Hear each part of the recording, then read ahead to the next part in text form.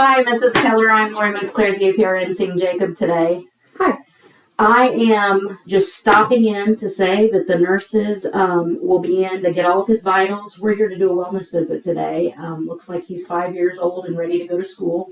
We're going to go over all the developmental questions, but then we're going to give him his kindergarten round of vaccine, which would include the seasonal influenza vaccine. Looks like he's had all of that in the past and should do fine with it.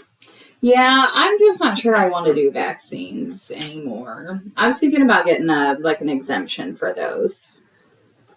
Do you want to tell me a little bit about why, Jacob? Well, I've just been seeing it in the, social media. It's everywhere. People are throwing out about vaccines and how bad they are and they cause autism and there's just so many bad things. And we didn't have all those vaccines when we were kids. So I just don't know that I really need to give him the rest of those. I completely understand your concerns. As a parent, we want to do what's right for our kids. Would you care if I shared a little bit with you about the vaccines before you make the decision to look for those exemptions? Okay. Jacob has had measles, mumps, rubella, which is the MMR, and varicella at 1 year old. The other two he's getting today are the DTaP and the polio, which would include things like whooping cough, diphtheria, things that affect the lungs. He's done fine with all of them. We gave him his 2 month, 4 months, 6 months, and then at about 15 months, he took the other set.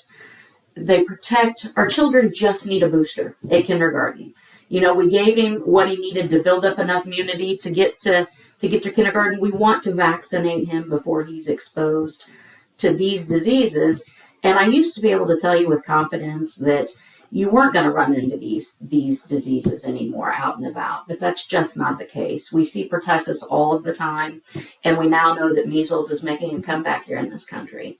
I personally vaccinate. I vaccinate my children, and this practice has seen Jacob over the years, and we always want to do what's best for him and any other child we see. And I firmly believe these vaccines are it. Okay. All right. Do you have any other questions about anything today? No. Well, let's see. Maybe, is there another option for the flu vaccine so he doesn't have to get another poke? Yeah, we offer two variants there. We do the injectable, which is what he's had in the past, but he's a healthy young boy and could take our nasal mist for over 2-year-olds. Just a little bit of squirt of fluid in the nose. He'll need to take those today.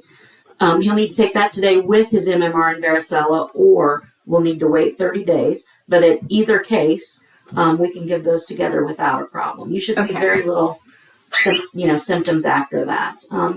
People think that these are going to make them sick, and it really is just their bodies building immunity. If they run a little bit of a low-grade fever, nothing to worry about. It's just the body doing its job. Okay. So do you think maybe we could continue this today? Yeah, I guess we could do that. I appreciate that, and we just want to keep Jacob well. So all right. I'm going to go let the nurses know to get that ready while I grab a stethoscope, come back in, we'll do the physical. Okay.